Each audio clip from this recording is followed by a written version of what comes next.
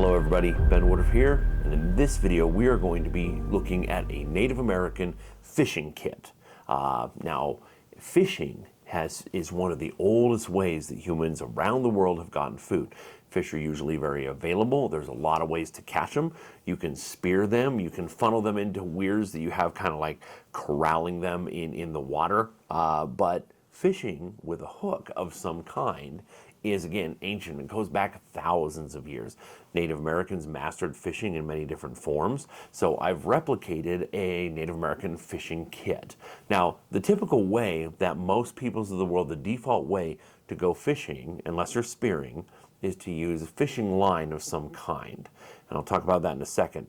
But then what is done is called hand lining instead of a pole. The idea with a fishing pole is that you can cast out and then that pole will bear the weight. If you catch a big fish, that pole is going to bear some of the weight and help keep them hooked, help you reel them in. But hand lining is cut and dry. Hand lining, you have some sort of cordage, some sort of rope, some sort of line, and a hook, and you cast it out.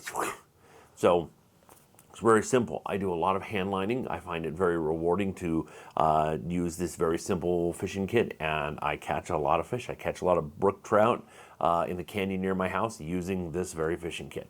So we're going to take a look here. So the fishing kit is wrapped up in leather, and when you open it up, then of course there's several forms of cordage.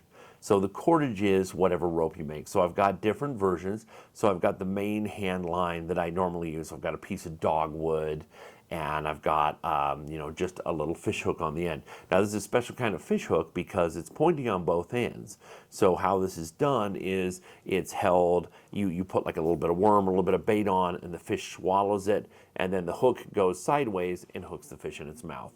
So it's not a hook-shaped hook, but we still call it a fish hook. So this is the hand line I normally use, and the cordage I use on this is sinew. So I've taken tendons, dried tendons from a deer, and I have cordaged them into fishing line, and that's what I use. Cast it out, hook them, pull it in. So the other versions here, I've got dogbane, which is my absolute favorite to use. Dogbane is a plant that grows locally, and it can be very easily and quite quickly turned into an incredibly strong rope.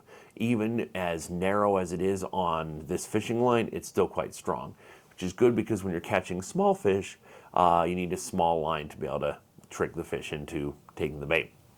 And then of course I have some yucca here, and the yucca is a plant that also grows locally. Yucca takes a lot more work to process, but it is a very good rope, and it works very well for using to catch fish. Now the fish hooks themselves, I have several fish hooks here of several different varieties. I have fish hooks that are made out of woolly mammoth ivory, I have fish hooks that are made out of bone, and I have fish hooks that are made out of antler. All of these things are just made out of calcium and put up with a lot of punishment. So there's fish hooks that are what you would expect, that are hook shaped, that a fish bites and they get hooked in their mouth. But I have a lot of them that are straight, and they're just pointy on both ends, and then in the middle they have a section that is kind of got a divot carved around, and that's where you attach the fishing line. So again, the idea behind that is you put bait around the hook, the fish bites, and then it goes like this, and you pull them out. These are really kind of the oldest style of fish hooks we see all around the world, are these double-ended points. So having a kit like this is pretty simple. It's pretty cut and dry. I'll just go up into the mountains, take my little fishing kit, and just dig in the dirt, grab a couple of worms, put a worm on a hook, and just hand line out, catch a brook trout, cook it right there.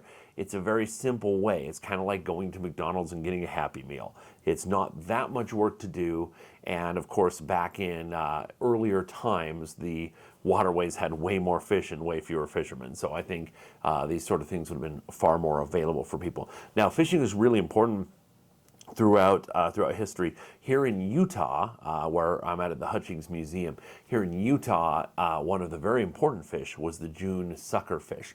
They're only native to Utah Lake, and they'll also swim up the tributaries of Utah Lake. And when they do that, they'll spawn, kind of like salmon. They swim upriver to spawn.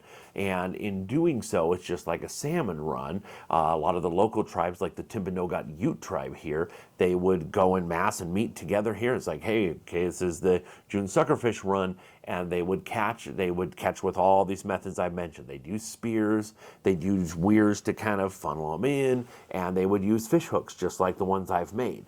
And catching these June suckerfish, then they would cut them and dry them out over these kind of big dividers and basically make fish jerky and dry them out for later use, which is a good idea because once you get to those winter months, it's hard to find protein.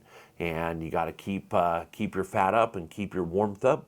So you got to have access to good, solid sources of protein. So anywhere in the world where fish are available in mass like that, whether it's the salmon runs of the Pacific Northwest or whether it's the June sucker runs here in Utah, humans have always found that as a convergence point, a way to come together and a way to acquire a large mass of savable protein to be used for later months. It's quite ingenious. So that's why I made these kits, because I think it's fun to actually try them out and do a little bit of experimental archaeology and give it a try. So I hope you enjoyed seeing this and learning a little bit more. If you would like to see a video with me actually catching fish with this technique, let me know. If you haven't already, if you could hit subscribe, I very much appreciate it. And always remember that life is a gift. So never stop learning and never stop exploring. We'll see you next time.